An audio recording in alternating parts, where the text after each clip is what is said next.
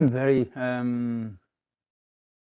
interested actually to go deep. So when we this time we'll try to take I think take slowly, and we'll try to discuss. And there are certain issues that you as per when the section that you have read, that sounds strange. I'm sure they are.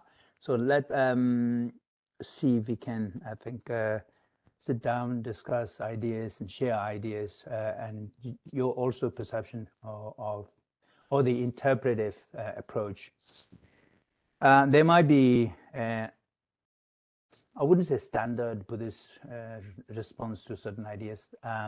Generally, there are certain sort of, I think, such kind of, in some aspects, there are some standard ideas, but in many respects, I think there are also flexibility to approach things from a different angle. So, especially when it comes to ethics, moral issues, it's such a complex and messy, and especially we live in that time which actually challenges much of the ethical moral questions, and that actually on the one hand really tests the viability of religious tradition, because if they stick to dogmas and they cannot move with time, and cannot change, revise, update, then they become outdated. So that's the problem. I think you might see certain sections in Buddhist tradition we'll talk about today. You might find similar concerns that you can raise. All right, so let's start with few minutes of silence, and then we will get to the sutra.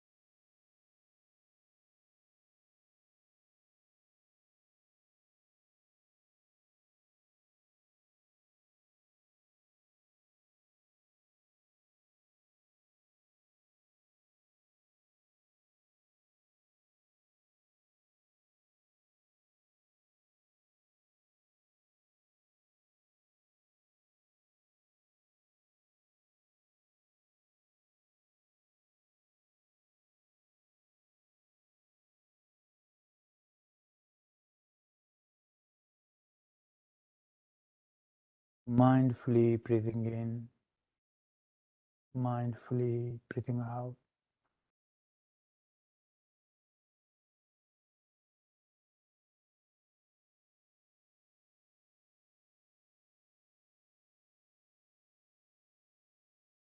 Observing natural normal breathing, natural normal breathing.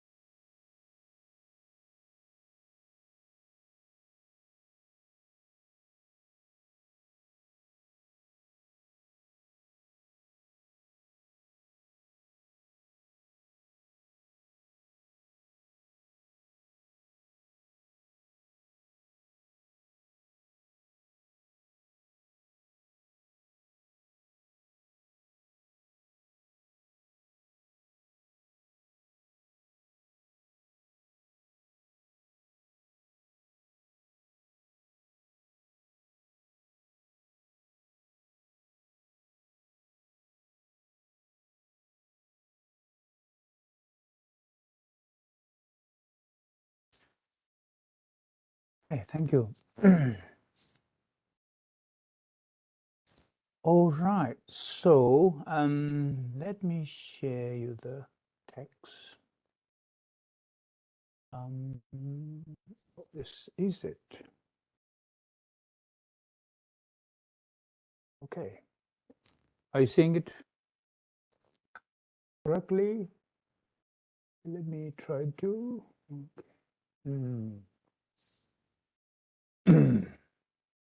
Maybe you can just make full screen, Sonam. That would be good.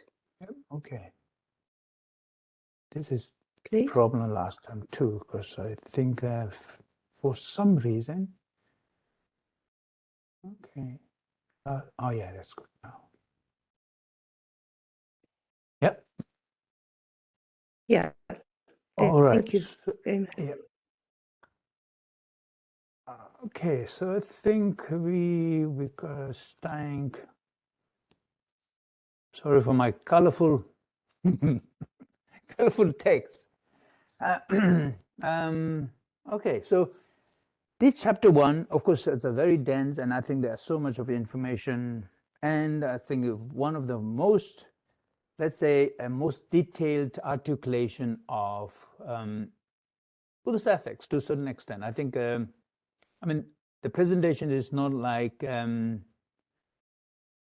modern day texts or in a philosophy text or ethics text, but nevertheless for traditional Buddhists, I think some of these concepts are very important, and especially if you happen to be a committed Buddhist, and that you really kind of admire Buddha teaching, you want to adopt Buddhist way of life. For ordinary Buddhists, these are not only ordinary Buddhists, I think even for serious Buddhist meditators, yogis, these are some of the things that must know, because after all, you cannot practice if you are paralyzed by what we call skepticism, right? If you have so much of doubt concerning Buddha's teaching, and if you have so much of questions, then you cannot take a step forward. So for this reason, I think the moral teachings considered as the groundwork are very important. Now, generally, most of the traditional Buddhist texts, especially the texts translated in Tibetan, when Buddha present discourses or moral teachings, especially about these 10 virtuous actions and the 10 non-virtuous counteractions, they are always presented in 5 different, what they call 5 different aspects. And so that might be actually, let me start with this one, because that might be a kind of handy thing next time when you want to understand, let's say, killing. And if you really want to understand what's wrong with the killing, and if you think about killing from these 5 different angles, that should give you fairly exhaustive understanding what killing involves and why it is wrong. Okay, the first one is the first factor is, or you could say conditions. 5 conditions makes killing a wrong action. The first one is the object. Object is actually the meaning here. When you say object, you're actually talking about the object of or the person or whoever you want to direct your action and wants to kill. That person is going to be the object. So what type of person is this person? Is he a Buddha? Are you intend to kill Buddha? Are you intend to kill Arahant, somebody who is fully enlightened being? Are you intend to kill, let's say, somebody who's very, let's say, very kind, compassionate, what we call bodhisattva, right? Or you want to your intention is to kill criminals, such as if you think about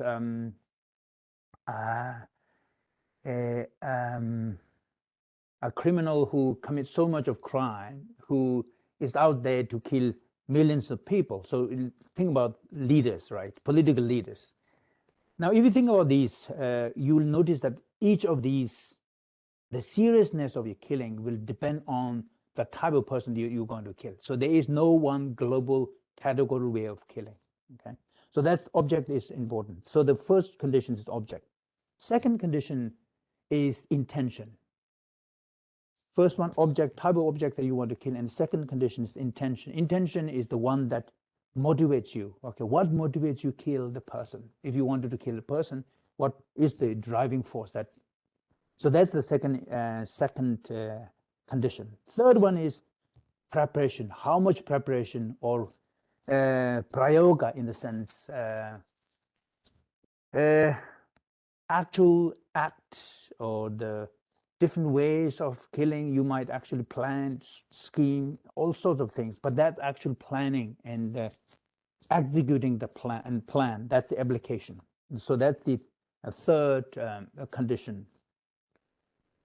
Now then, the fourth condition is type of mental conditions, so what you call defilements. Klesha, yes.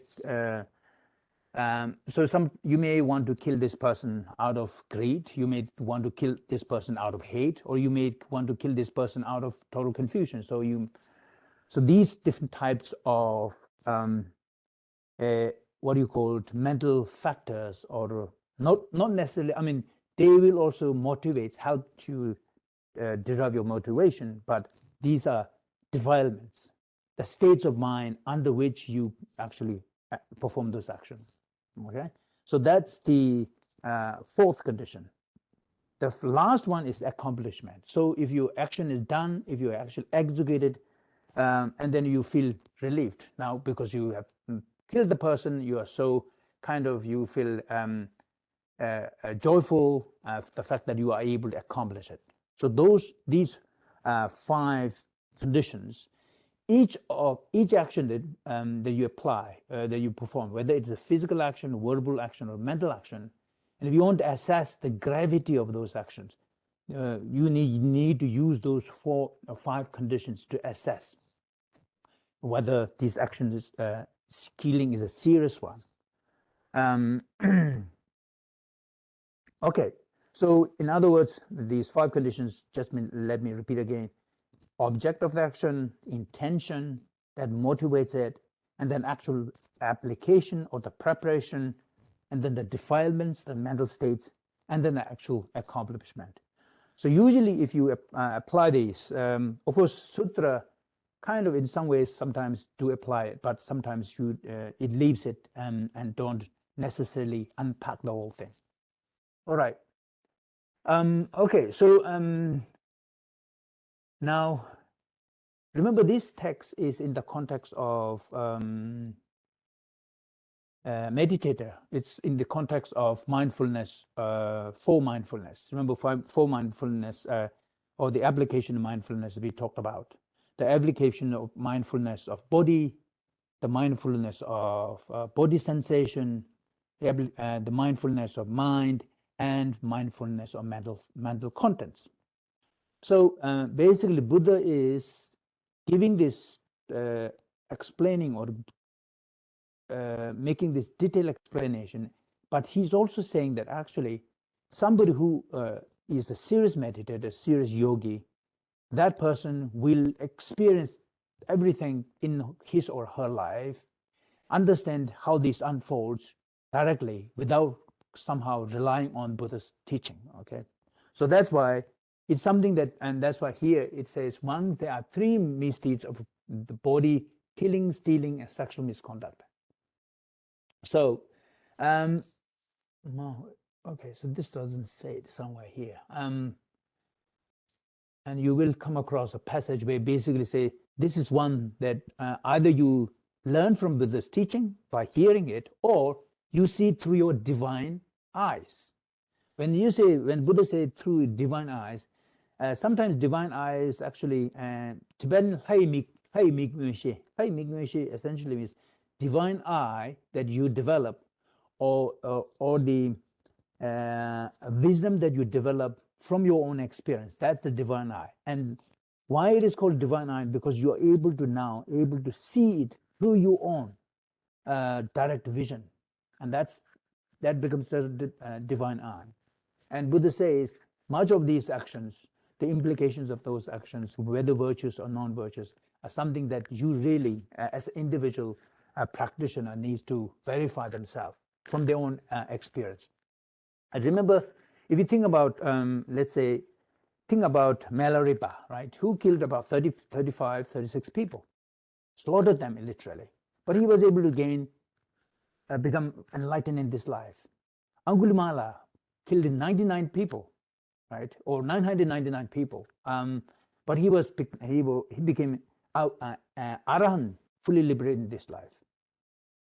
So then that raises some interesting question. What happened to the actions? What happened to so much of negativities that these persons have created? Why is it that they actually somehow escape from experiencing the traumas that they have caused other people?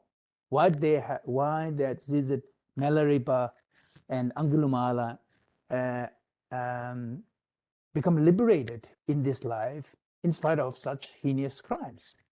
Well, Buddhist explanation is simple. Actually, they did not. They still experience that. When they experience, they actually brought those heinous karmic repercussions in this life through the meditative, and so they were able to literally abandon from the mental system through the practice of meditation. As a result, of course, they become liberated. So that's the explanation. But there are certain actions that you cannot easily be liberated. Say, such as killing, let's say, Buddha, killing Sangha, or splitting Sangha, or killing patricide, matricide. These are supposed to be very serious crimes that one has to actually, one cannot escape without some terrible consequences. Okay,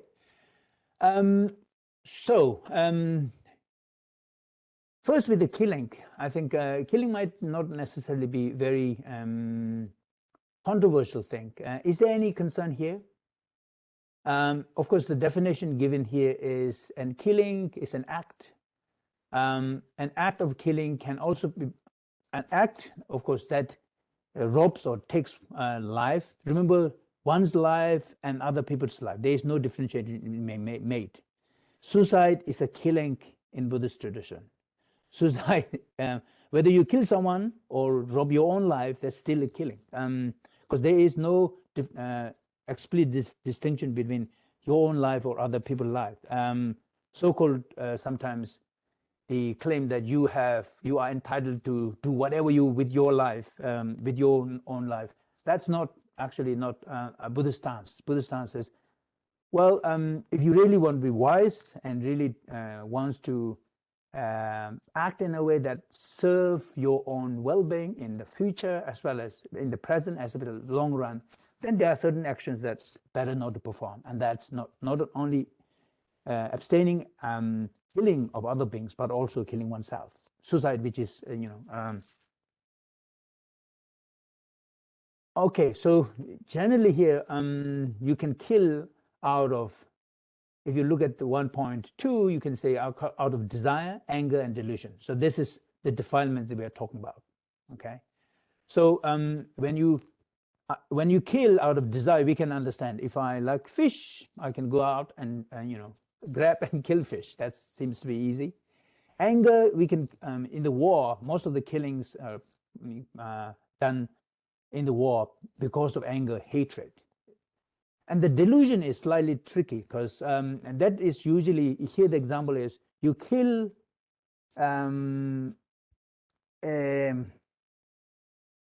let's say if you kill a goat and then sacrifice that blood to offer the gods. That type of killing is actually killing out of confusion, because you are thinking that, well, actually, you may be able to propitiate, please God, make gods happy by offering them blood. And Buddhist conclusion is, and advice is, actually, that's a confusion. How can God be really happy, true God be happy by robbing somebody's life and offering blood to them? There is no, and that's the confusion, because the confusion is to do with the karma. person failed to understand the cause and effect relationship. He's thinking that you can live long by robbing somebody's life. If I expect to live long, it makes sense to save a lot of people's life, right? Because if you want to live long. But it doesn't make sense to go out there and cut short of many people's life. But cutting short of other people's life, certainly, if it has a karmic conscious, is going to shorten my life. Whereas what I'm thinking here is, if you think of pleasing gods or deities by offering blood, taking innocent life, and somehow you feel as if that was going to accrue a very positive karma, that is a killing out of confusion or a delusion. And to a certain extent, it's like modern day experiments with the animals, right? So if you think about scientists experimenting using animals, monkeys, chimpanzees, for the sake of human well-being. Why is it that animals need to sacrifice their life for the well-being of human beings?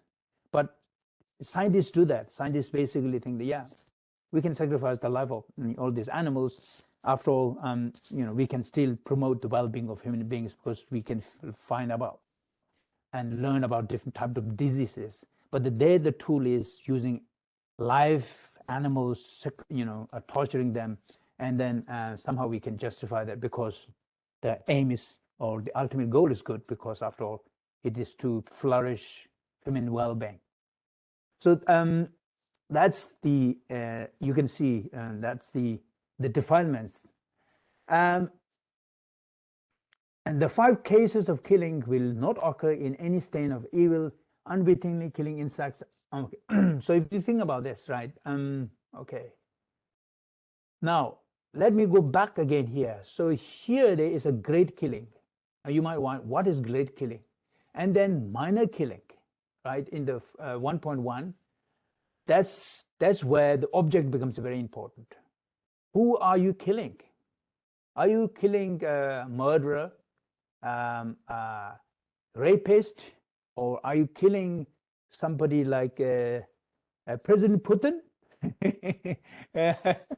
Or you're killing like Mahatma Gandhi?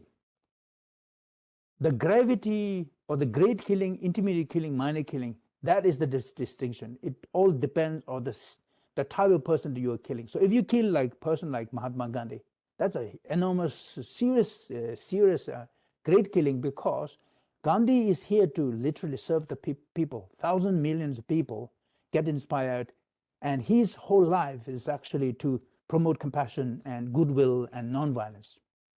Now, when you take one person's life, you literally, that would be equal to taking thousands, millions of people's life, and that's why it is a great killing. So that's why one of the justifications, if you kill Buddha, right? If you kill an enlightened person, and if you kill me, what's the difference? Well, the difference is enormous, because Buddha serves millions and billions of beings for generations, promote well-being of whole humanity for generations. So therefore, people get so inspired because of it. So killing one Buddha is literally equivalent to killing millions of beings in one go, because the service that they are able to provide, inspiration they are able to generate, and the ability to put the moral platform, people on the moral platform, to make their life righteous, all these things are incredibly valuable.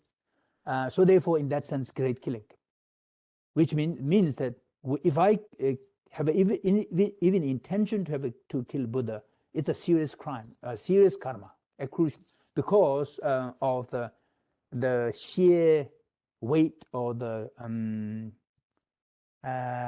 significance of the figure. Whereas if you kill like Putin at this moment, because he's killing so many beings, if you really want to stop, now intention, you might be, oh, okay, you go out there and kill Putin, for example, and your intention is not necessarily to hate Putin, but you want to actually stop Putin so that many thousand people's life will be saved. Now there's another type of killing, but that killing, in fact, you would say, is not as grave as killing certainly Buddha, Mahatma Gandhi, Martin Luther King, Mother Teresa, and those sentient beings. So that's the difference in sort of the great or logic that is being used here. And you can use the same great gravity system, if you like, even with respect to other actions. Okay, I think I said enough. Any questions here? Any objections? Things that you find problematic with respect to killing? Any questions? No. Losunda. Not an objection as such. Can you tell me more about the distinction between number 2, intention, Yeah, and the last one you said there was intention and defilements. Yeah, that's right. Yeah. Okay, so the first one is, remember, the object. That's very clear, because when you if you look at the object of the killing, the person or the subject of the killing, you can make an enormous difference there. The killing, you can go from Buddha until to an insect or animal, or even like a murderer. So therefore, the gravity of karma will be very different depending on the type of person that you kill, the object. Then intention. Intention is actually, remember, intention is the mental, mental factor, mental process that basically drives you towards performing the action. It is a motivating factor. So even in the court, people always look for motivation. What actually motivates? Is there a motivation behind killing? If you don't have a motivation, if you kill somebody accidentally, then you might actually accrue karma. But because it happened accidentally, the karmic weight is less. So let's say accidentally you drive and then you hit a person. You have no intention, but you kill the person. The completion of the action is there. And maybe because of a little bit of confusion might be there, but still, because there's no real intention that motivates you to do it, and there is no actual preparation of killing, so that gravity of karma, the action will have lot less consequence, negative consequence. So it's a premeditated versus non-premeditated. Yeah, exactly. Yes. So in other words, intention is Premeditated. Yeah, assessment of the motivating factor. What motivates a person to perform the killing, whether it is premeditated or yes. What's the other? Premeditated or without any intention. It's absence of premeditation. It's just something had happened accidentally. Yeah, so that's the major distinction. And then actual preparation, of course, once you have motivation that drives action, then of course you do all the preparation. So if I wanted to kill somebody, I'll start first stocking up with weapons. What type of weapons? What type of guns? Do I need a shotgun? Do I need some sort of maybe missile or so you do the preparations, and that's why preparation is an important part. Where in the case of actions, killing that occurred as a result of accident without intention, then mostly because there is no preparation, just like you hit somebody accidentally, and even though without preparation, so that's where the gravity action karma is much less in the case of yes. Does that answer the question? Yeah, something like that. Appreciate it. Okay. Other questions? So if you look at this is now when the killing occurs under these 5 circumstances, there will not be any stain. So killing may take place in 3 ways. Sorry. Okay. Unwittingly killing. Here's the in 1.3, you can say you see one being killing insects, ants, and so forth that happen to be in one's path, unintentionally striking and killing someone with a weapon, dispensing the wrong type of medicine to a sick person. This is a good example, actually. Yeah, sometimes it happens. Doctors perform with the best possible intention to save them, but when they prescribe certain medication, and the medication might have severe reaction and person dies. The doctor might have actually create karma because of confusion, or there might be some karma because at least the confusion is there. This person is not fully. If this person is fully understand everything for all the sides or the consequences or implications of action, then this might not happen. So there might be little bit of ignorance, appeal to the ignorance that they can make, and that appeal can still cause some karma, but nevertheless less karma because there is no intention of causing that harm. So thereby accidentally causing person's death while trying to help. As a mother, now this is interesting, as a mother causing death of one child by disciplinary beating. So has anybody have that kind of experience? I mean, yeah, it's possible because some mother, of course, when they're so frustrated, the child is so naughty and so right, difficult to tame, and accidentally things happen. So possible, right? I mean, their mother might still have some karma, but because there is no intention is actually positive. She wants to, she wants her child to be well and well and flourish and all that positive intention. So there is no negative intention. So in a sense, unintentionally causing living beings to die due to their falling into fire, for example. Let's say there's another example where you notice that those 5 conditions are not met, especially the intention is not met. When the intention is not there, then usually prayoga, preparation, is not there too. So which means the action, even if mother accidentally kill a child because of a disciplinary action that she took, but that might still, of course, suffer some consequences, but it's going to be like a lesser charge from the moral, let's say, moral court or the court of karma, because karma is like a naturalistic, sometimes called a natural causation. You may be caught by the law, and you might be prosecuted, but this karmic causation, it does not need to happen in this life.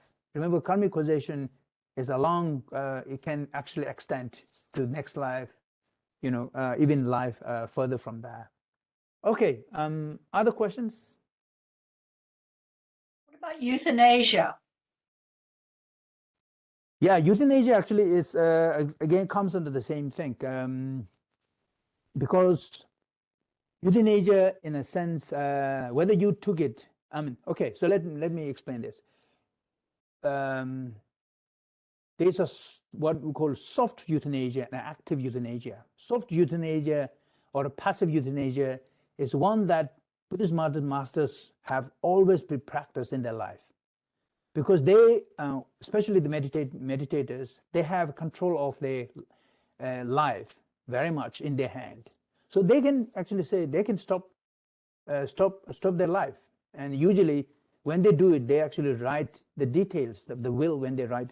So I'm going to go tomorrow at 1 o'clock, and before that, of course, usually many Buddhist masters do all the preparations and literally take their own life. Remember, this is a different. When they do so, they do it consciously, knowingly, and there is no fear of death. And that conscious, deliberate stoppage of this life, because they thought, now this card, as Buddha said, this card is well worn. It's very much used. Time to change. So they leave this body. When they do so, but they do it willingly, with consciously, and without fear of death. Okay, so that's a passive kind of euthanasia. Totally acceptable in Buddhist tradition. Buddha did it. Remember, Buddha announced his death 3 months earlier. And there are a lot of Buddhist masters, usually they do it. And that's in fact a sign of their spiritual accomplishment, that they have their life under their control, totally under control. And that's actually a good thing, something that Buddhists celebrate. But when it comes to active euthanasia where people try to, let's say, stop life because of certain external intervention by vaccination or injection or taking drugs or whatever you do it. But when you do it, notice the difference. The major difference is people who are euthanized, they actually fall so much of fear and hatred towards the life that they are living. Hence they want to quit. So there is enormous hate. And not only that, when they actually die, they die unconscious. Because remember, when you are drug overdosed, because that's what happens, right? They have to be overdosed to put the life or the snap out of the life from them. So when they die, yes, usually they die petrified, enormous hatred towards the life they have living, or maybe even so much attachment to the life other people are living. So other people are living a good life. They have no pain, they have no suffer. Their life is something that needs to be celebrated, but the life I am having is terrible. So there is both hatred, aversion, and then confusion. So that, when you die under that state, Buddhists do not celebrate. That's not the type. Type of death you want. Type of death you want is conscious, fearless death, so that you actually have a control. And in the case of active euthanasia, somebody actually intervenes too, because you really don't have control. Somebody intervenes, and that's where when somebody intervenes, certain external feature intervenes rather than your own deliberate, your mental skills. That's where it becomes unacceptable. So therefore, passive active euthanasia is not on from Buddhist standpoint, because that's equivalent to taking life. And remember that it's also postponing the challenge that is you are having. Let's say if I'm paralyzed at the moment, if I'm a Buddhist, yes, I'm paralyzed, and Buddha would say, try to use maximum opportunity to this in this life, so that you can finish off the karma, the negative karma that I've accrued, rather than postponing somewhere. So if you postpone now in this life, at least you're a human being, so you got all the facilities, and you can actually finish off the negative karma, so that you really don't need to suffer in the future. But karma is a karma, even whether you may not necessarily caught by the public laws, but karma is one that never dies off unless you actually deliberately pay the debt in different ways. So it'll come and catch you at a certain point. And if karma comes and catch you when you are in, let's say, in another, even a bad situation, let's say you are animal next life, or even a human being, but not necessarily with those facilities, then it's even worse.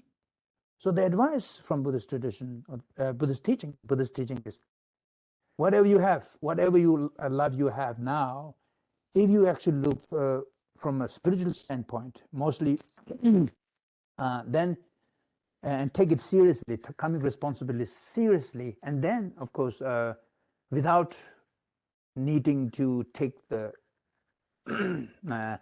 passive or active euthanasia as an alternative. That would be far better. That would be actually the recommended action from Buddhist standpoint. Okay, does that answer the question? Yeah, very well. Okay, so anything on killing? That brings in Sonam a very interesting one, something that's very topical, especially in the States with the abortion ban. Oh yeah. That's true. Actually, yeah. Good. So abortion is an interesting problem. This may not necessarily be palatable for the general public, but I mean, remember here Buddha's story. Buddha's story is for the well-being of individual, and that you are not talking about only this life. If this is the only life, maybe you can escape. Even by euthanasia is probably fine. But if you have no, let's say, okay, let's take a Buddhist karmic story.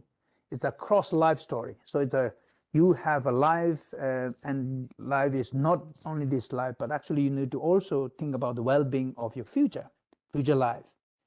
So when you think about that, so let's say in the case of abortion, of course, generally in contemporary ethical literature, abortion is acceptable as long as actually it saves the life of a mother.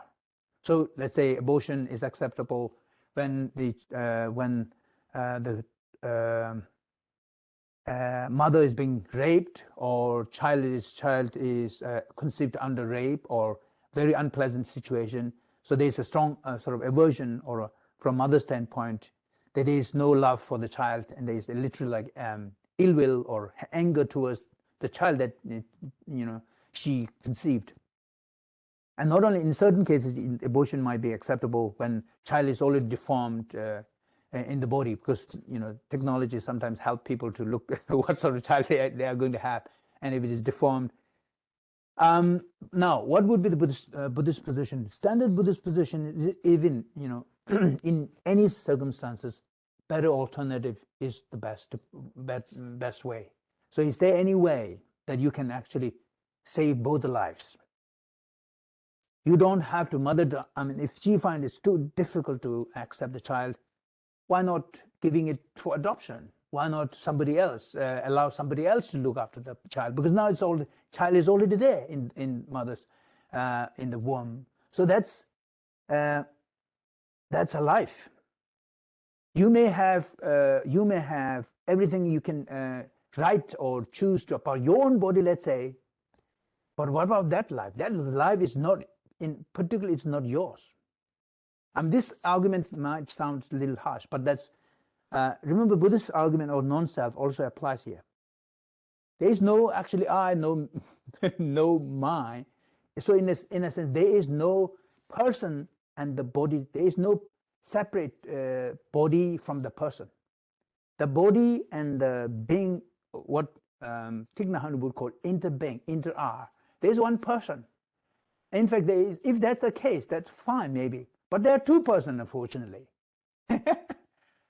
And in a sense, if you abort and kill the baby, then the deeper question is, does it serve for the good of the mother in long run? So you might say, okay, yeah, because you have aborted, you are free from anxiety or hatred. That's fine. But remember, this is a karmic law of natural causation, which says it's almost like a natural causal law. Once you perform it, there is no way to escape. There is no escape unless you actually repent or pay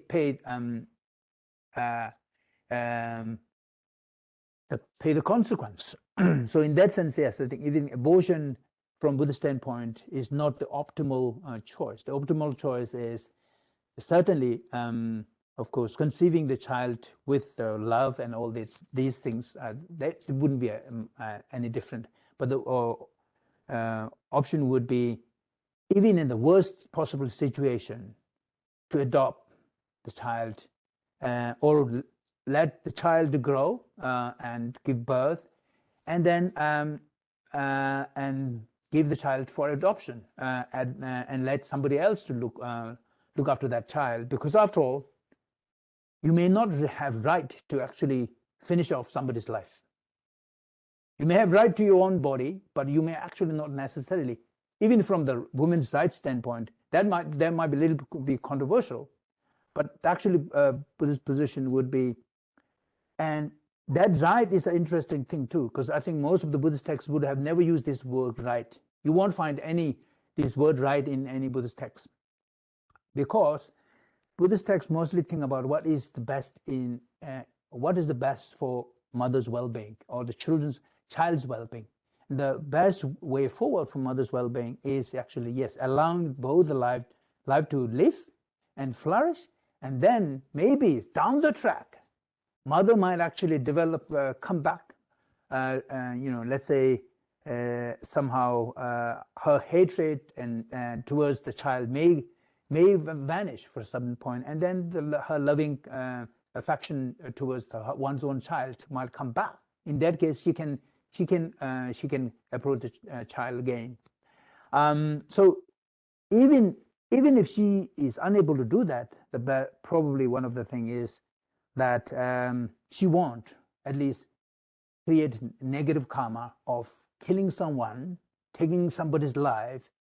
That would not be in her own interest in the long run. So even in this life, of course, you might have some young mothers, because of such action, they might have so much of regret, so much of remorse, so much of yearning towards the child that they have finished. So that could also be a factor. Anyway, the traditional, just giving you traditional Buddhist standpoint is the best way forward is, yes, adoption. Yeah, even so, abortion won't be considered as optimal from the point of view of the interest of both the child as well as from the mother, because there is a karmic connection that you cannot refuse. The karmic connection, the bond between the child and mother, is a strong natural causal relation that you cannot just sever or you cannot destroy straight away. That karmic connection will bounce back at a certain point. Okay. Yes, I think, I mean, of course, there are a lot more, I suppose, questions and controversies or counterpositions when it comes to abortion, euthanasia, and these are, I think, some of the most contemporary, let's say, hot topics or debates. And I think many of them are, let's say, promoted because from the perspective, this is the only life you have. And if that's the case, yeah. But if you are not really sure that this is the only life, if somehow your existence continues, and this is important, maybe, okay, so another related point is this one. Now, Buddha did not actually accept law of karma as some sort of, many people claim it's because Hindus accepted. No, he never accepted. He in fact asked his student to challenge any of the dogmas that was accepted without question. If you think about why Buddha accepted karma, and because he's an observer, he's a naturalist, he studied nature thoroughly. And if you look at the nature, how plants, right? Is there anything that you actually go out of existence? In other words, is life something that comes from nothing and all of a sudden becomes something? That's not. It has to be, something cannot become nothing. In other words, if there is a life, you cannot make it nothing. That's impossible. Try with your papers, a piece of paper you have, and try to make it nothing. You won't succeed. Nobody succeeded so far. You may be able to turn it into some ash or carbon, but that's still existence. It's a transformation, right? You are able to transform your human existence into another existence, but that's not annihilation. That's still existence, but transformation, and that's called karma, and that's called rebirth. Rebirth doesn't mean that the same life will be reborn again. That's Buddhists never accept such a thing because of the law of impermanence. Nothing is repeated. No action is repeated. No two action is repeated. But what that means is that once you exist, that existence can transform in different ways, but that existence cannot be destroyed. Try to make something that is nothing, you will not achieve it. So Buddhist claim is also, life is not, life and existence are not, life and death are not polar opposite. They're actually two faces of the same coin, namely what you call existence. So existence and continuation, they are so closely connected. Life and death, they are not opposite. Life and death they're actually two faces of the same coin. We exist because we constantly die. If you don't die every moment, you would have frozen in death, and wouldn't survive for a long time ago. It's like, and that's why a whole psychological, let's say neurobiological cells constantly dying, being replaced, and that allows us to live. So in a sense, death and birth, they are not true opposite. So that's why I think, if you think about that, I think where existence is still different states, but it's more or less like continuation, then we'll find out that we didn't pop up out of nothing, and when we die, we don't just simply disappear. There is no such thing, at least from Buddhist standpoint. And I think modern science kind of actually agrees with this.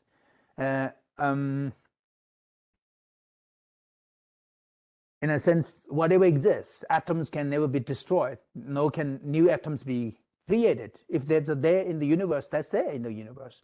And I think the method, the idea of causation is same here. In other words, there's a certain relation that is struck between parents and the children. That relation is a karmic bond, and that relation is precious. And even if you wanted, with so much of hate, in fact, the bond becomes stronger. And when that bond becomes stronger, it turns into even nastier. You cannot create a good friend out of hatred. And that's exactly what abortion is. Because you hate that so much, you want to somehow annihilate the connection between you and the child out of hatred. And remember, hatred and aversion, or hatred or desire, hatred, they are both sticky. As sticky as glue, and as long as they are with us, they cannot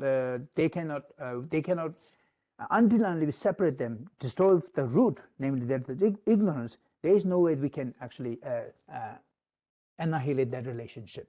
So for this reason, I think the wisdom and the meditation, all these things are required.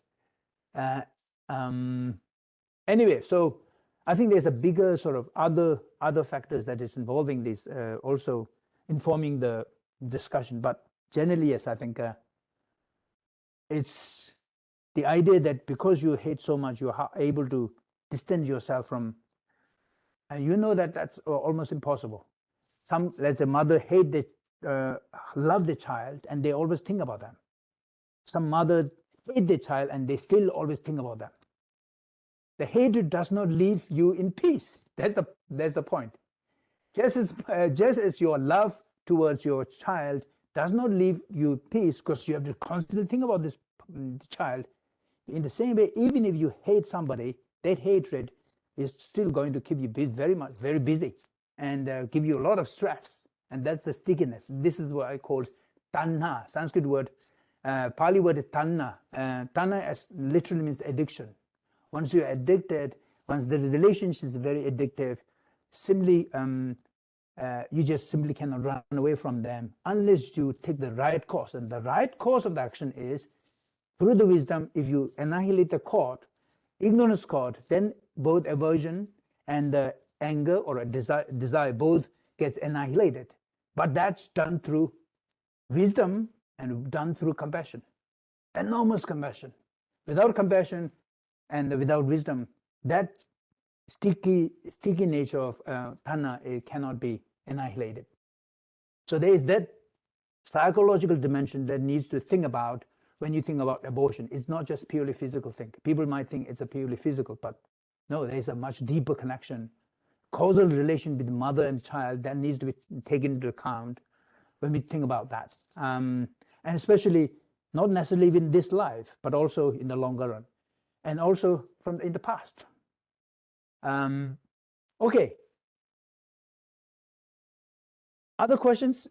We talked about only. All right, I think this is a break time, Lindy. Thank you, Sonam. That would be good. We could take a five-minute break or so and to get a cup of tea, and Sure. Yeah.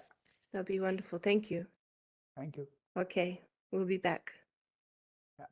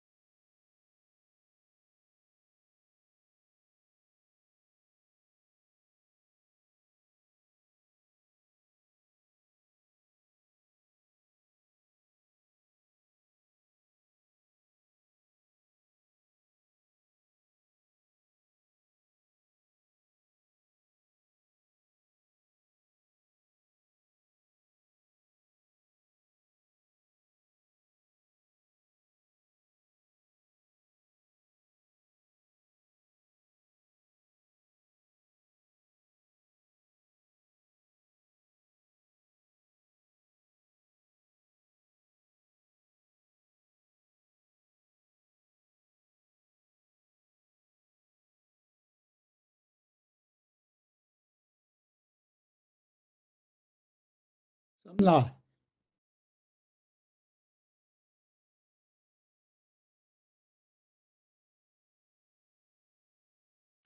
Sonam.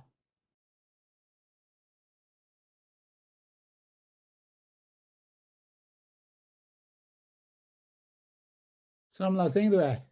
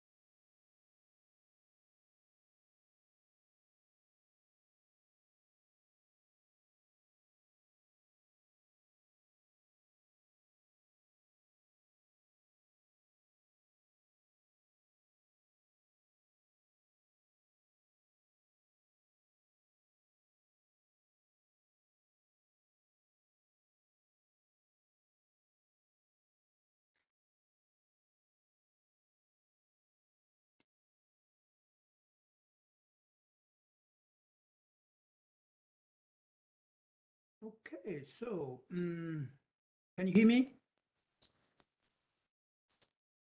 Great. Okay. Now I think there are still, I mean, a lot of things that we can talk about with respect to killing,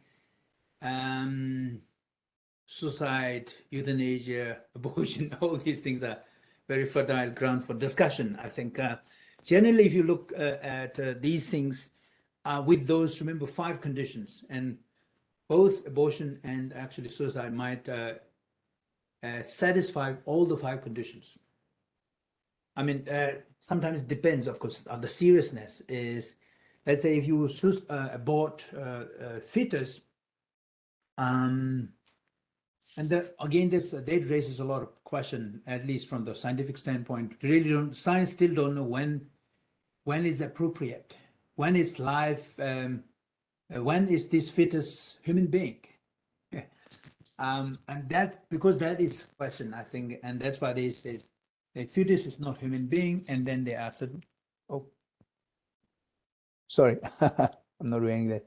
Okay, so yes, I think because of the status of fetus, whether this fetus is a human being or not, if fetus is not human being in early on, and then what stage does fetus turns human being?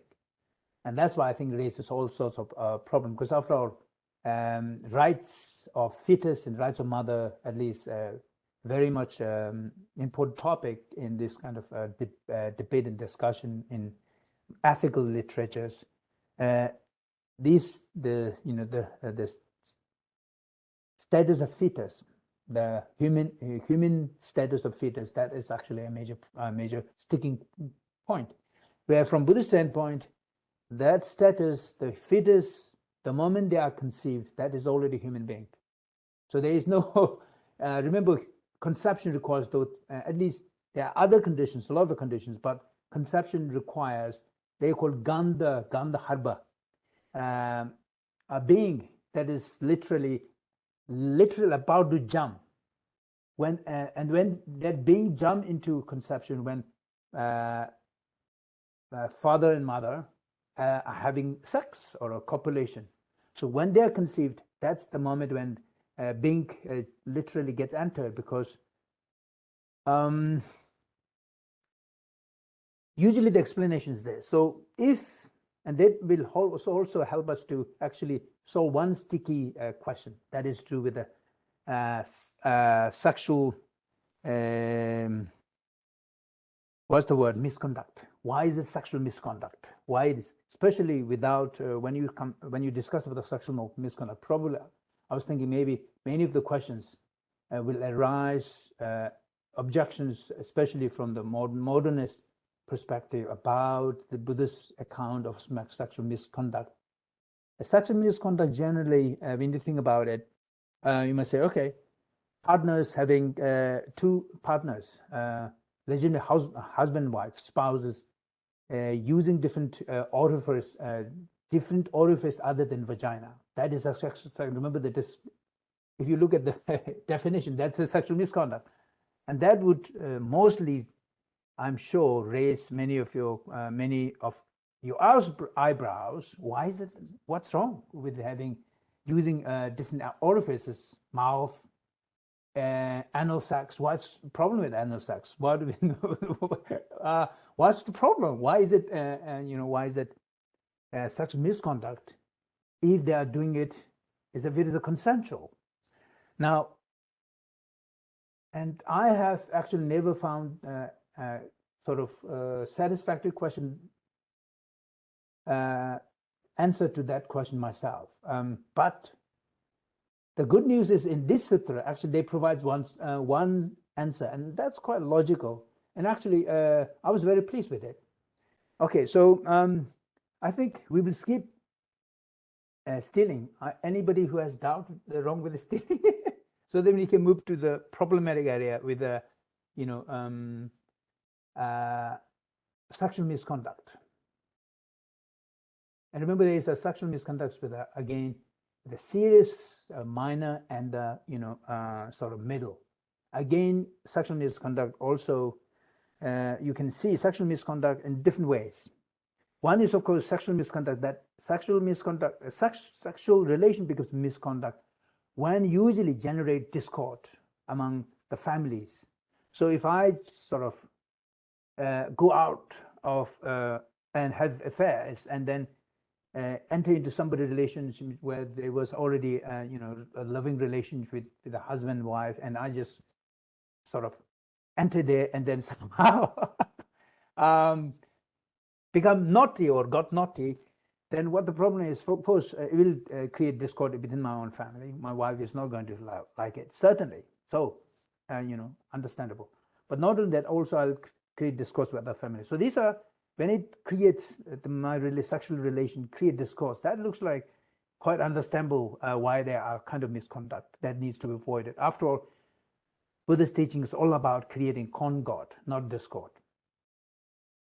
But the sticky question is this bit. Okay. Now, if you look at this, okay, what is sexual misconduct? This is understood. Now, this is in a traditional definition. Understood by a spiritual practitioner who observes phenomena. That's actually a little bit very vague, that translation. What I mean by observe phenomena? Remember, this is actually a meditation on awareness of mental content. That's what that awareness of Dhamma, thought arising the mind. So remember, still this is a discussion is all in the context of meditative mode. And when a yogi is meditating, this person can understand everything, these things actually taking place in his or her own mind, not through the appeal of a text, not hearing, and sometimes hearing text, but yogic seeing. So this is what he says. This is understood by a spiritual practitioner who observes phenomena happening in one's mind, right? Such a person will see, remember that sexual misconduct occurs when one penetrates one's own wife. That's the problem, right? One penetrates one's own wife or another man's wife through an opening other than vagina, or when one rejoices in others performing such an act, or when makes others engage in it, even while refraining from doing so oneself. So even if you don't do it yourself, somehow you encourage other people to do it, that becomes sexual kind of misconduct. Now, anybody thoughts what's the reason? Because I think, look about, I think transgender community, LGBTQ, they will find this a very, very problematic, troublesome. Any thoughts?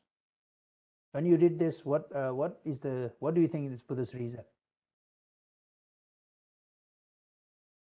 Monkeypox. Monkeypox?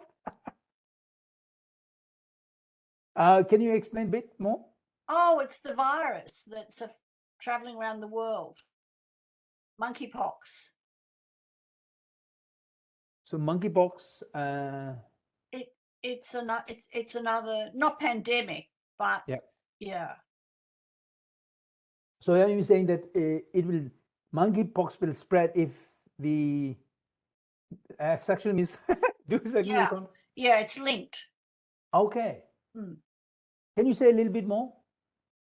Oh, I'm it's not- usually amongst the homosexual group. They're the groups that are catching monkeypox. Okay. Okay. Yeah. I'm sorry. I have to disagree with you. Like HIV, Yeah. any sexual or close body contact can cause the fluid from the pox to infect another person. And so, like with HIV, it has first been noticed in the homosexual community, but it is not exclusive to that. Any heterosexual no. person can also contract the monkeypox. Uh-huh. Yeah. Oh, great. Okay. So, I mean, I know nothing about that. So I have no, I, just listen to, without knowing myself, without having knowledge about this myself. Okay. So, but do you think that is going to be Buddha's concern? When Buddha said sexual misconduct, do you think this is in his mind when he talked about this? I don't know. Yeah. Would there be some sort of indication with the misconduct being because it's the end product or the end result of that activity doesn't result in creating another sentient being or a human being, or I'm not sure. It's something like that. Yes, exactly. I think that's and that is the justification. In other words, as you put it, Lindy, sexual activities. The purpose, of course, now, of course, people may say, well, no, sexual activity itself has its own purpose, and that is to create happiness, the joy. In that case, I think, the goal or the operation might be different, but the way in which Buddha conceived the purpose of sexual activity is essentially a method of reproduction, reproduce, giving an opportunity for a new life to come about. Now, so if you look at this, now, if that is the background of Buddha's teaching, and where sexual activity is procreation, literally procreation, and bringing into life of those Gandharvas, the beings that are almost like waiting for the opportunity to take birth.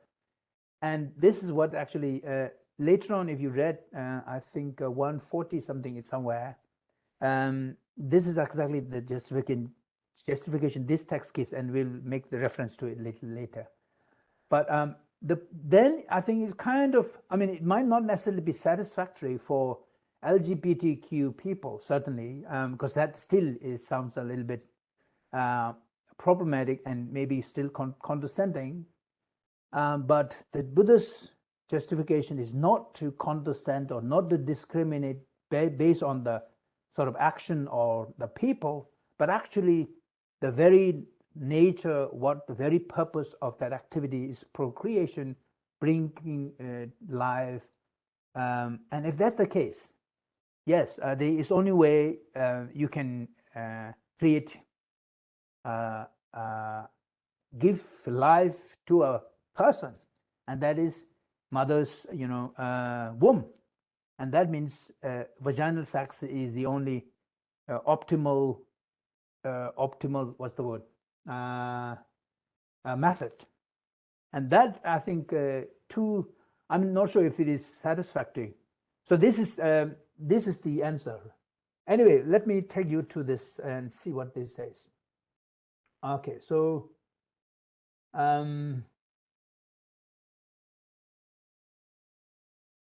before I go there, let's read this bit. In which cases will the effect of sexual misconduct be minor? When the act is regarded and confessed, when one does not rejoice in it, when one discourages others from engaging in sexual misconduct and establish them on the path, when the preparation or the conclusion is incomplete. So you can see again, remember, text is still using the same 5 conditioning yardstick to analyze whether the act is minor, grave, and middling. So when the such factors of intention and the discipline are present, intention and discipline is essentially in this case the preparation are present, the effects of acts as a sexual misconduct will be minor, and they experience the indeterminate. When the 3 misdeeds of the body are of this kind, the effects are less and weak. Only those who hear these points from okay, so this is something else. Now, let me take you to this part. Okay, where are we in this?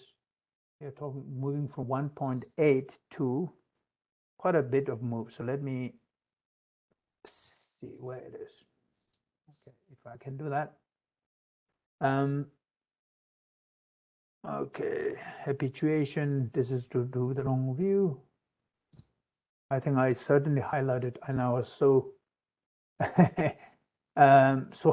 kind of satisfied to see that. And where is that? Okay, there it is. Yes.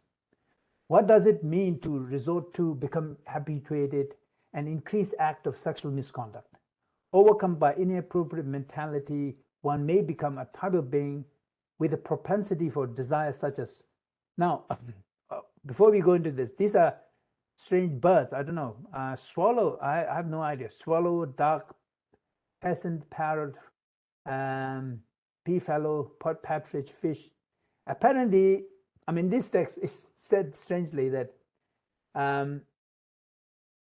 because of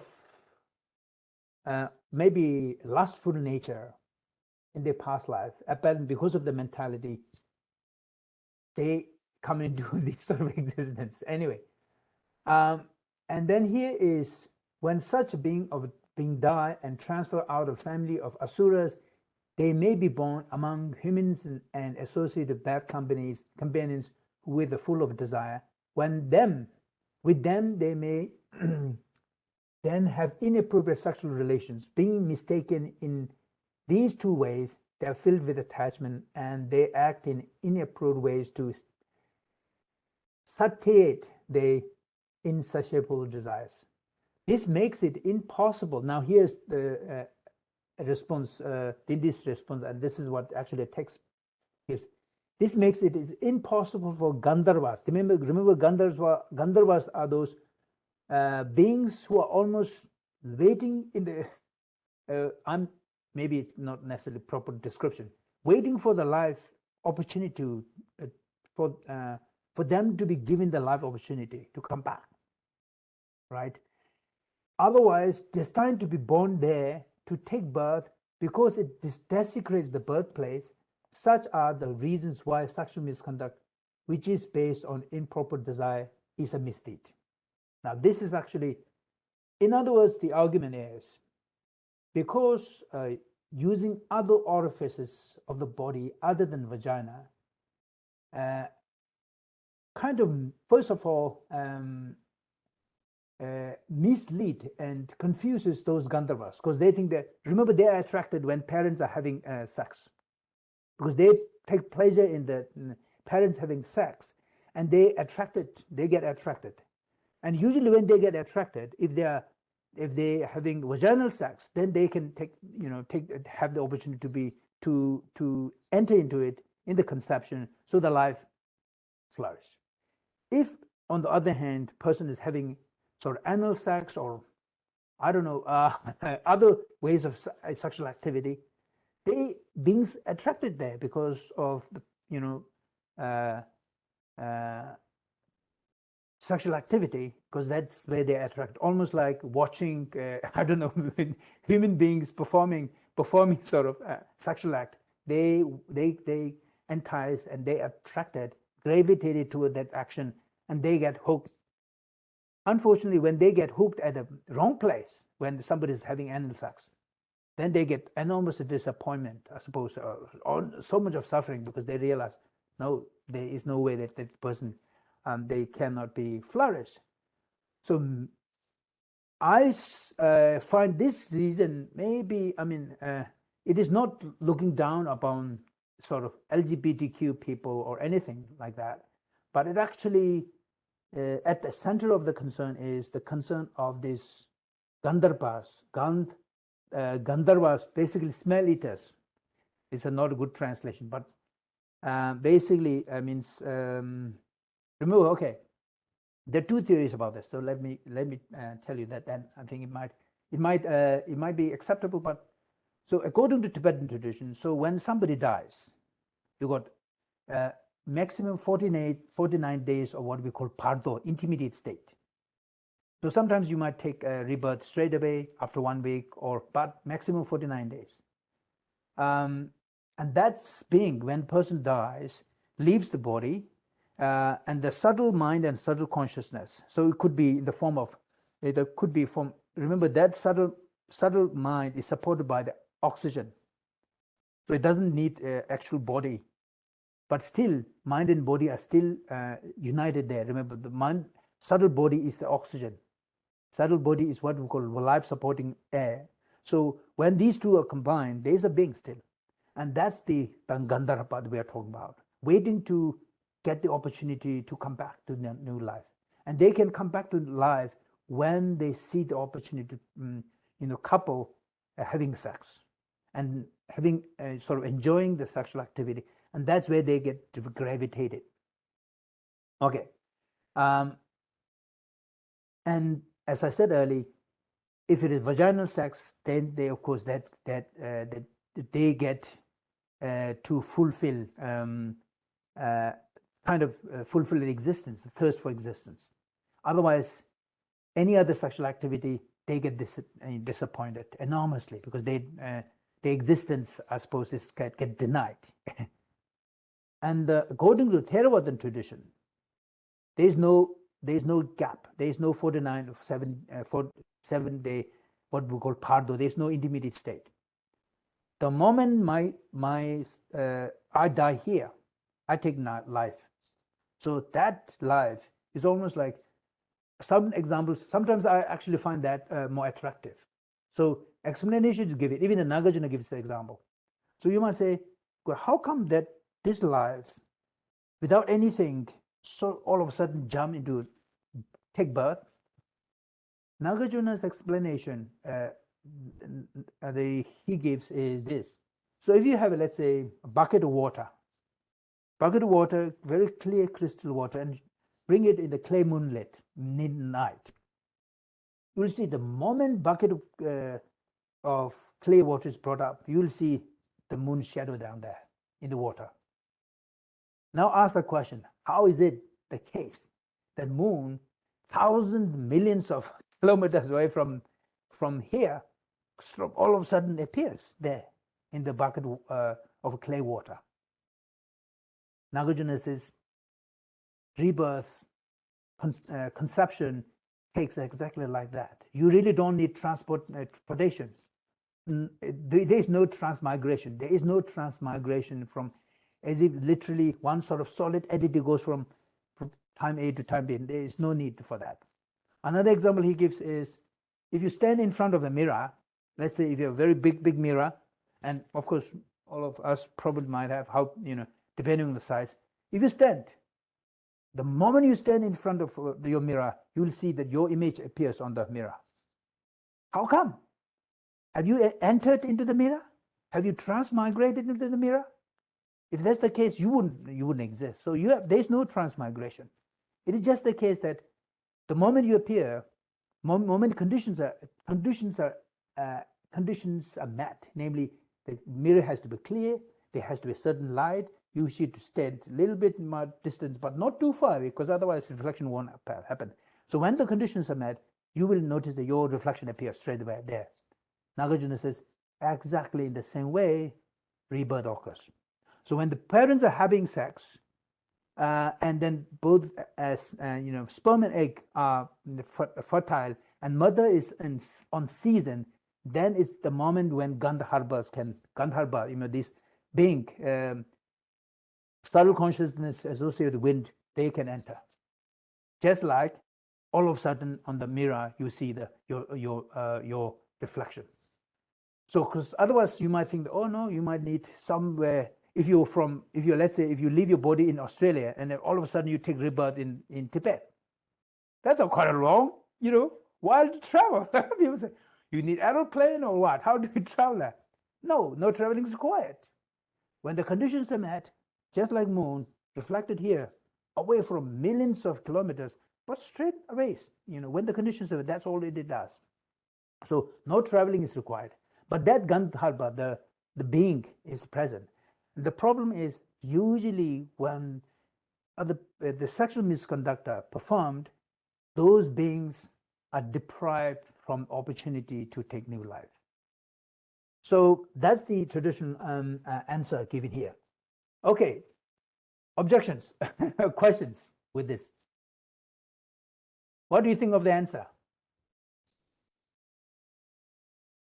So I'm just thinking in the context of also for artificial insemination as well. Yeah. So for that, it by the same logic, I think it would approve artificial insemination. Yep, Because it allows no problem. Yeah, no objections from Buddhists on artificial insemination. No, because it's literally artificial insemination is creating that condition. Right? Science would reject that there is something other than the egg and sperm coming together and you create that environment in mother's womb nicely. Yeah, but in this tradition and most of the Indian tradition, which is a pan-Indian tradition, you need something else. Parent cells, egg and sperm, could be very healthy. Mother might be seasoned, perfectly healthy, but there are cases, so many cases, that they still don't conceive because the Gandharva is not the present. He refused, sort of somehow, or she refused. So therefore, the condition is not fertile in that sense. But general artificial intelligence, I think, has certainly, I think, Buddhists won't have any objection against artificial intelligence creating the environment for a life. Yeah.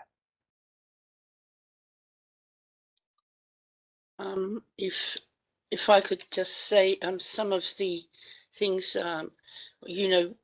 correct for the time, but in the earlier screen share with the first discussion about sexual misconduct, there's no mention there about homosexuality. Probably was at the time, an socially impossible thing to be practicing, perhaps, I don't know. And no mention about contraception because it didn't exist at the time. And a mention about if a mother thrashed her child to death for its own good, well, in the day, that was probably acceptable conduct. However, now people don't do that, or it's not condoned now. So those 3 points, I feel like sort of have a historic, socially historic perspective. That's just a comment. Yeah. Yeah. I think. Did homosexual activity exist during the time of Buddha? Probably yes, because if you remember, okay, if you look at, go to places like Ellora, no, not Ajanta Ellora, sorry, Khajuraho. Have you been to, anybody who has been to Khajuraho? Yeah. The weirdest, or maybe I wouldn't say weirdest, tantric temple in India. I think it was erected around 13th to around 14th, 13th century, but it's basically a whole temple. Remember the temple with explicit sexual postures, including homosexual activities. But they, of course, there's still something that you can people can visit, and any conceivable sexual activity postures, they were not just depicted, but put in the form of art and put in the form of sculptures, right? So India was, I think, maybe there was a time when India actually was very liberal in because even the even the religious orthodox somehow, or maybe it's actually might be mandated by king, who knows, tolerated on the big. I mean, we are not talking about small temples, just isolated places. This is a major tourist site nowadays. So I think that may mean that homosexual activity is not something modern, something new. It's something that was there already during the time of Buddha. And remember also, there were certain cases that gender, of course, transgender problem, I wouldn't say problem, but transgender issue was already present during the time of Buddha. So you might have monk who changes his sexual organ into penis disappears and becomes like woman, or women all of a sudden changes her organ and becomes a man. So sometimes they were sort of, they need to shift, monastic institutions. So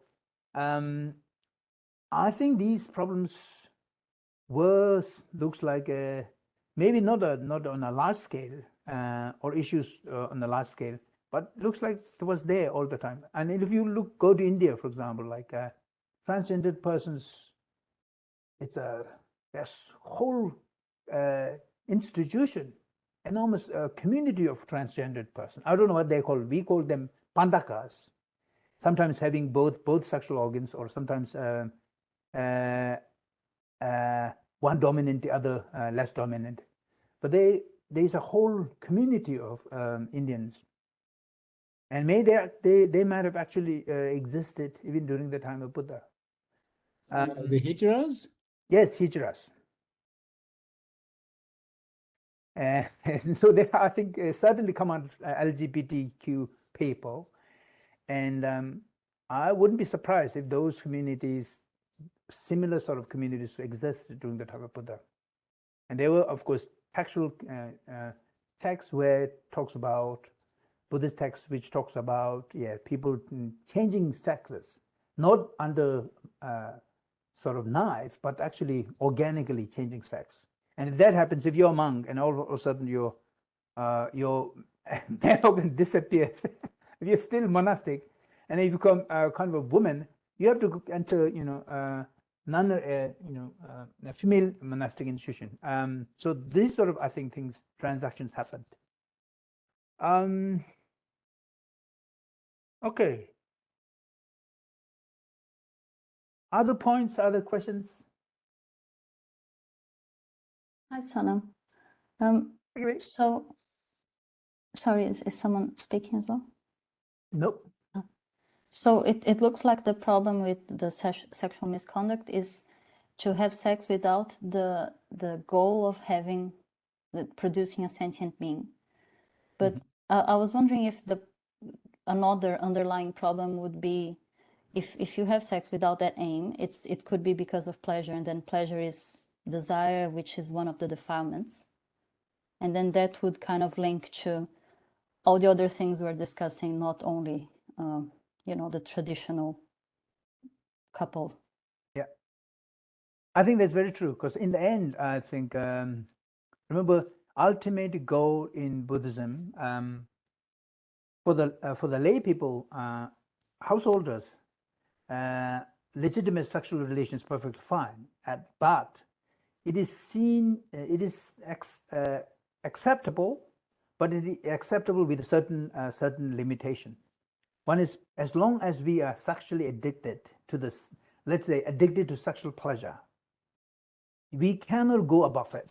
In other words, if you really want to understand the goal of Buddhism, and that is Nibbana, a realization of ultimate goal, we need to go beyond to sexual desire. Because if we are addicted to sexual desire, we get addicted and we literally get trapped. And that's why desire is a cause of samsara.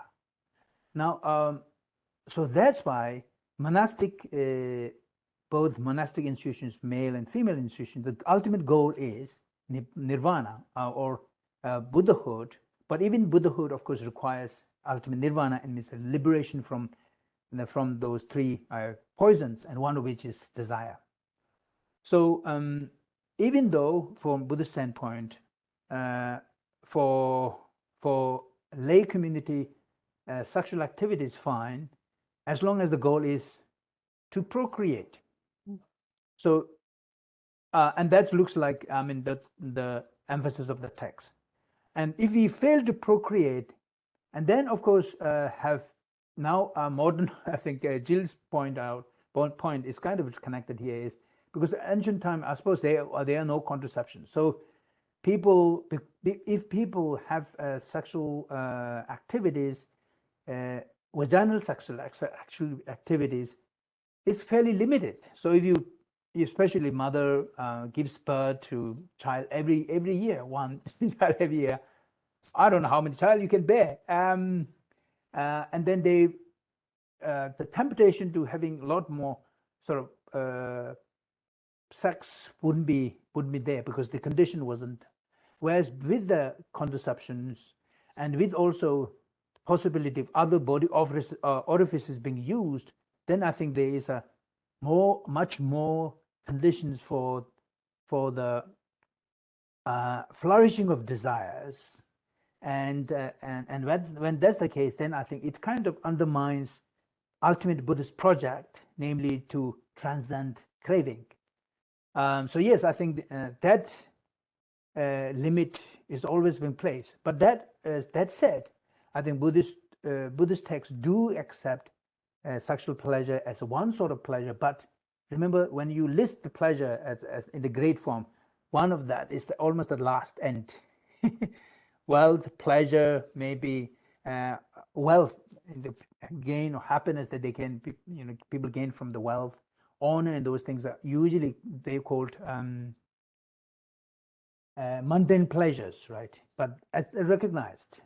Yet the problem with that is because it is so addictive, and as long as you don't come out from that addiction, there is no way that you can rise above. And then, namely, when I say rise above, all other deeper, more deeper and profound happiness is due with mostly mental concentration. It has nothing to do with the stimulation of the senses, but actually with the cultivation of mental concentration, attention, stability, and the also cultivation of wisdom and so forth. And those don't get any opportunity as long as we are trapped at the very bottom. So that's why I think that issue is always there. Yes, I think so. Generally, I think when Buddhists talked about sexual misconduct, and yes, there are certain sexual activity that is acceptable, but the certain sexual activity is not acceptable, not because there is certain, not because the people who do it wrong or anything, but actually primary goal of sexual activity seems to be procreation. And if that's the case, any other doors would be unacceptable. But then there are other texts which says, I think, including if you have sex with in front of altar, let's say, image of Buddha, Dharma, and the Sangha, or in the middle of the day, certain traditional Buddhist texts would say they also constitute sexual misconduct. Because you defile the environment in certain ways, some certain sense. I don't know. But I think the reason that is given here is a traditional sort of concern that those beings who are really want to launch in their life, looking forward to, and therefore don't get and deprive the opportunity to come out. So that seems to be I think the main concern here with the sexual misconduct. So what do you think of that answer? Is that acceptable? It only mentions in 1 point verse 7 to do with one's wife or somebody else's wife. They're the only people mentioned. Just an observation. Yes. Remember, with also even with one's wife, you use other orifices than vagina. That's a misconduct. And certainly with other wife, of course, it's a misconduct. This, of course, you can see that the author is certainly is a male, and so always from the perspective of male perspective. So if the authors of women, they would actually write, okay, so sleeping with a man, your man or somebody else's man. But I think the idea seems to be fairly sort of straightforward. Do you see this response problematic? Of course, I mean, it would be problematic for somebody who actually does not accept rebirth. That's for sure. Because this response kind of presupposes the theory of rebirth. And if there's somebody who actually questions that, of course, then they would not find this response satisfactory. For Buddhists who are committed and don't have issues with the rebirth, general, I think I would say this response is actually pretty good response.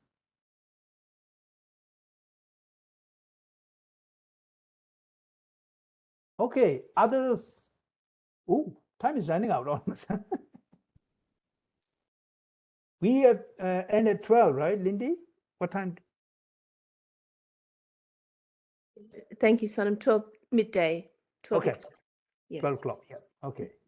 I think we have still got at least a couple of I think 15 minutes. Any further questions? Sorry, I think I joined late after the break. Did we skip stealing, or we all discussed We it? did. Yeah, we did skip stealing because we thought it's easy. But you have a question? No, I was just wondering. Yeah.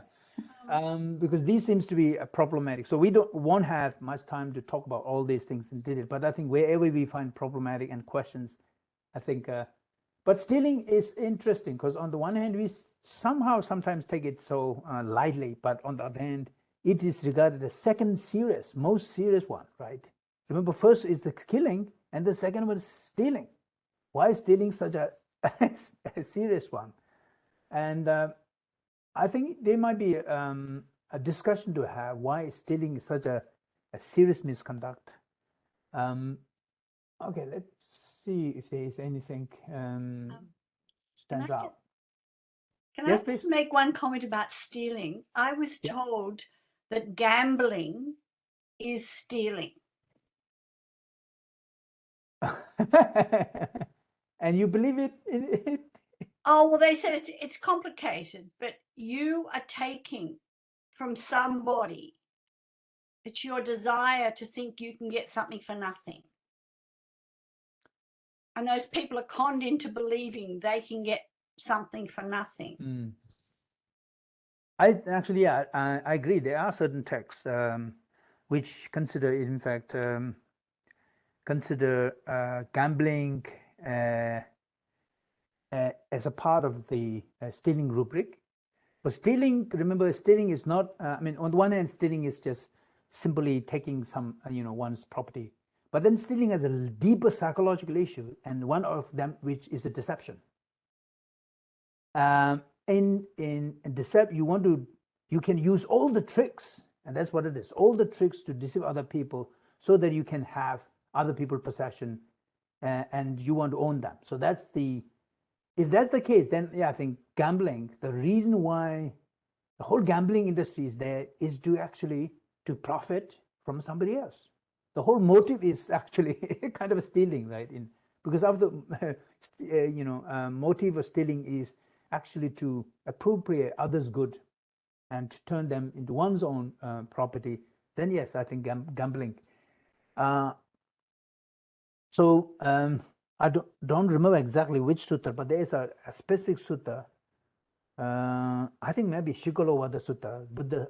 In Shigalova Sutta, Buddha, this is actually advice to the lay people, the relationship father and the son, mother and the daughter, and that kind of, I think, how do people develop this concord relationship, and in which where Buddha advises against gambling. I think Nagarjuna, I could find a quote. He just say, no gambling. That's it. Yeah. Yes, I think we might have actually, I don't know if you were around, but we actually read Nagarjuna's Ratnavali Sutta, and there is also a direct advice. It's a householder advice against gambling, because I mean, we know how much gambling problem, I mean, gambling problems gambling can create. If you lose, and this is also, I mean, I don't know how true they are, but some stories that we hear, the Tibetans, especially some part of Tibet, big in gambling, and then when they do, sometimes they gamble out even their wives and the house and everything. As if the assumptions they are their properties, or in the ancient time maybe that's actually kings they do such a things. So it's I think there's a lot in there, even in the stealing and under the rubric of stealing, that something that we can talk about. So here it says they involve deceiving the victim. Now definition here is deceiving the victim, giving secret instructions, engaging in fraud, or some other forms of inappropriate activity. So if you look at this definition, certainly I think anything that you do to deceive other people and disown their property or wealth or power or prestige or anything becomes a kind of stealing. So if you 1.6, that's where you will see the definition. And so that's the, and then depending, okay, whatever you do, and what is actually self, it is to take the possession of another without them being given. So even in gambling, nobody gives. It's just a voluntary lose. If you lose, sort of, you kind of you have to accept it because you lost, but it's not a giving. There is no gift in the gambling. So certainly, I think it definitely satisfies the definition of stealing. This consists in rejoicing in becoming habituated and increase the act, rejoicing in the act while keeping it hidden, making other disciplined individuals engage in such activities. So I think if you think about gambling industry in modern time, I don't know, people get addicted, hooked into it, and they, unfortunately, they lose everything. Yeah, it's a big, I mean, and then of course, once they lose that, then they start stealing, money from other people, and they started selling their own things from the house, and that creates so much of tension among the householders. And usually, I think gambling addiction has no good history. I don't think there is. Maybe there might be one or two isolated good stories, or they become rich. Maybe they become rich at a certain point, but then that wealth came out so much of fight. That's a domestic fight, constant fight. If they, and then attention, fear, worry, and those things. So I think they. Okay, so I think it has in fact a limited. There's a bit of a discussion here there, but this text also, if you keep reading further, you will notice that so much of all these 5 or 10 non-virtuous actions are explored in very detail. And later on, hopefully next week, also next section, we will will enter into the reverse, namely the virtuous actions. These are all 10 non-virtuous actions. Okay, so maybe just to wrap up, 10 non-virtuous actions. If you think about there are 3 physical, right? Those 3 physical actions, 3 verbal actions, and 3 mental. So and those makes 3 physical. We notice the killing, stealing. Okay, can I have easy access to the list? I think they might have here.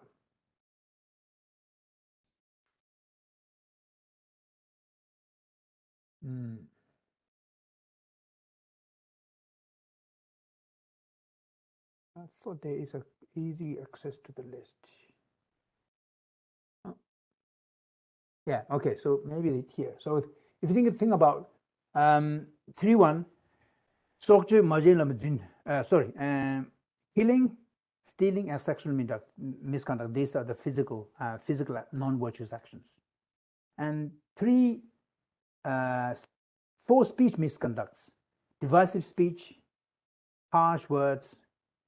First one, they're lying, divisive speech, harsh words, and chatter or gossiping.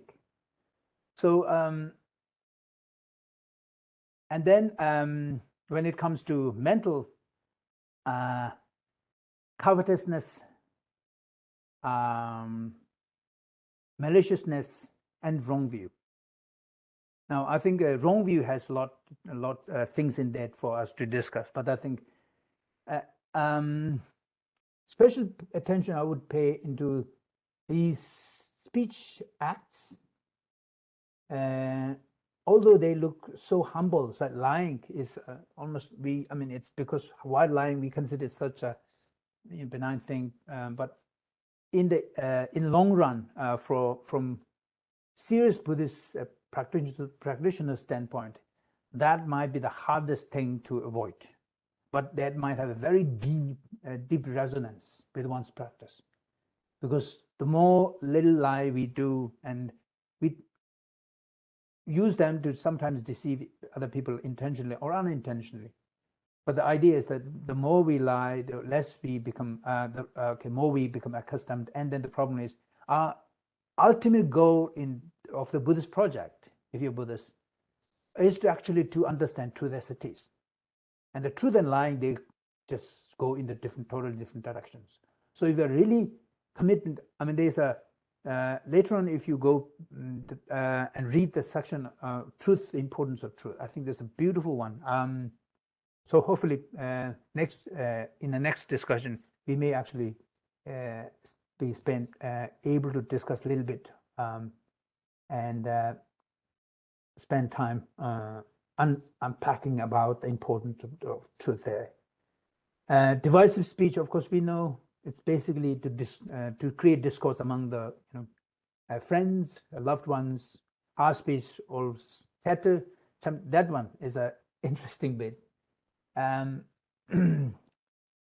One thing that I noticed actually, if you have, let's say, have done a serious retreat like 20 days, 30 days of silence, or even 10 days of silence, and then the final day, usually when I enter into retreat, like Vipassana retreat of those long courses, whole 30-day, except the last 2 days, you remain silent, a noble silence. Such a good practice, because when you talk, you always end up saying a little bit, kind of a little bit exaggeration. Either you exaggerate positive or exaggerate negative, but still lie. And then your precept, your ethics, moral foundation becomes very weak for the meditator. So that's why one of the main reasons why noble silence is such an important integral part of the meditation is because if you keep noble silence, at least this ethics with respect to speech becomes very solid, because there is no room for you to lie, even though sometimes your eye might do that, or gestures might do that, but less, right? And then they won't be divisive speech, they won't be a harsh speech, and they won't be idle speech. And what I noticed, for example, when you come out from when the silence, noble silence ends, and then teacher says, now your noble speech is allowed. Oh, then everybody talks, right? Because now whole 10 days or 30 days, 20 days, you're sitting next to a person, but you haven't never spoken, almost like after 30 days, you're meeting this person for the first time. And then talk. The consumption of the energy that you spend there is incredible. And then you'll notice that once you, when you were in silence, you feel every sensation, body experience is so like a very fine, subtle sensations, fluid and very, let's say, fluctuating. And then once you start talking, and next time when you sit, you'll notice that whole structure of your experience the very subtle sensation has all become very crude, very gross. So there's so much of heat. Something happens with the chatter, speech, because when we open to speech, there is always tendency for us to little bit use of using some exaggerated words, or maybe not necessarily true words, little bit not necessarily lying with intention to deceive other people, but lying to make the point. Oh, I'm such a person, good person, or something like that, even with not necessarily intention. But that's hyperbolic language. That's still kind of not really truthful, right? So yes, these things are interesting.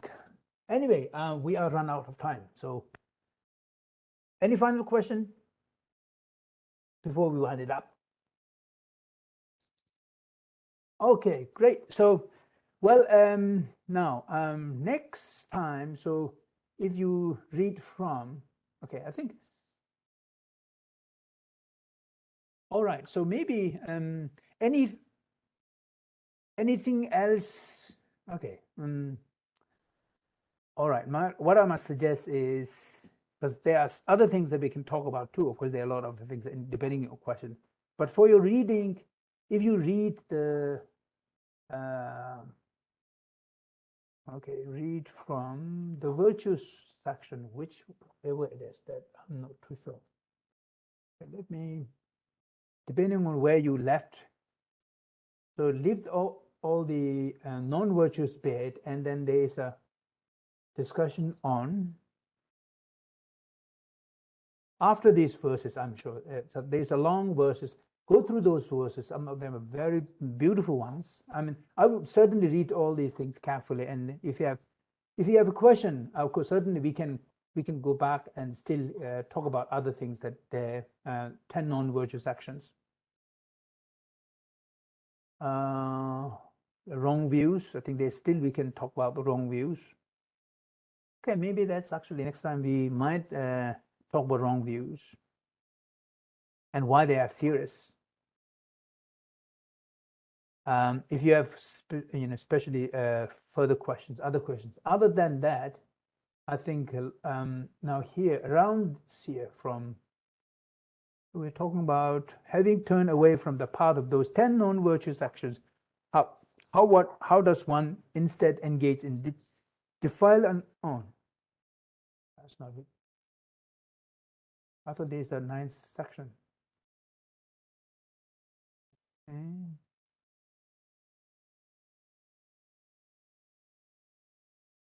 What goodness comes from refraining stealing?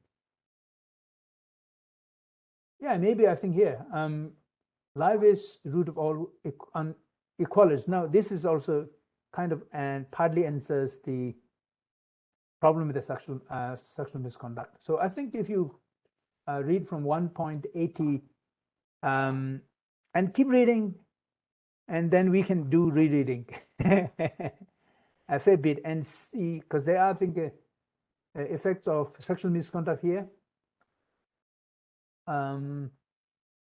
If you haven't read this, yeah, I think how many mental actions be virtuous? Now here again. So I think let me see. If I thought there is a very nice section in the Tibetan, but English translation, I don't know how they did it. Okay, so okay. Yep, until the end of the, so if you read the remaining part of the first chapter, I think, and we'll spend next discussion with the remaining part of the first chapter. Is that okay? Until this bit. Oh, I mean, the ground, I think the second, I think we'll talk about that, because I think it's one of the very interesting bit. So 1.80 to 148.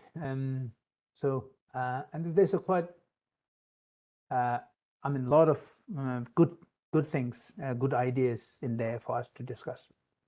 And if you have a question, please mark them, just like, I don't know, whatever color you want to put, so that we can have a fruitful discussion. That's it. we are run out of time. Thank you. Thank you, Sonam. Would Thank you, you. do you want to conclude with the Shantideva's dedication prayer? Yeah, that sounds good. Okay. I will share on the screen. Everyone can Yes, join. please.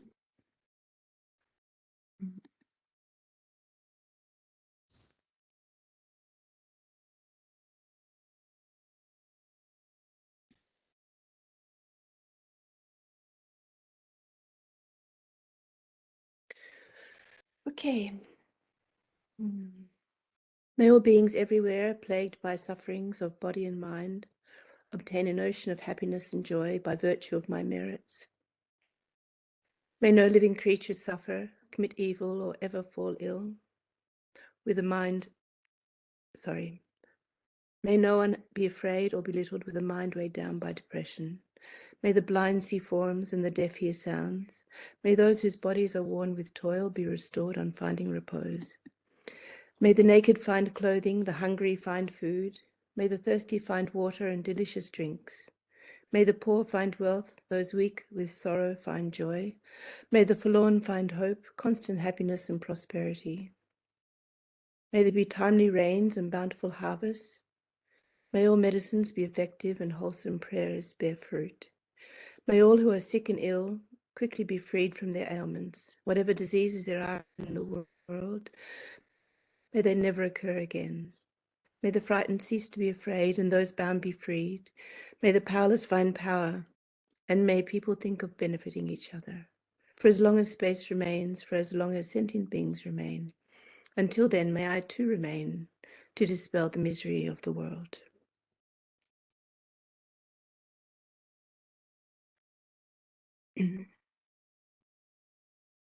Thank you. Maybe one final question.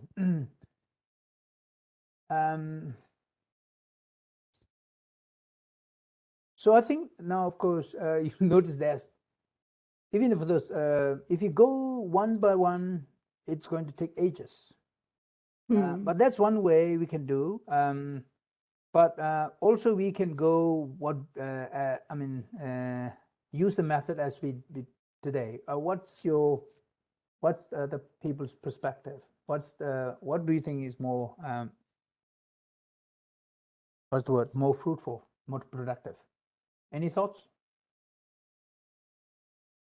So it means sections, I think, where we don't have a question, we read ourselves and try to understand. And then where we have a problem or sort of some unclarity, then I come in and try to unpack wherever possible. But I'm not claiming that I will be able to do all, resolve all the problems in the text or highlights or clarify all the doubts, but wherever possible, I would be able to unpack or highlight the difficult ones. But other,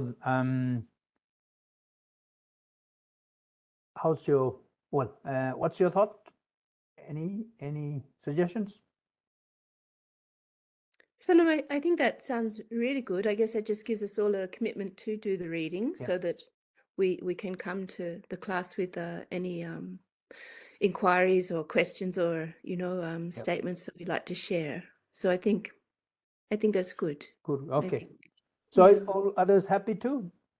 So the task for you is when you read, you have some unclear problem, and mostly also where you see objections, where you see problems from the modern point of view.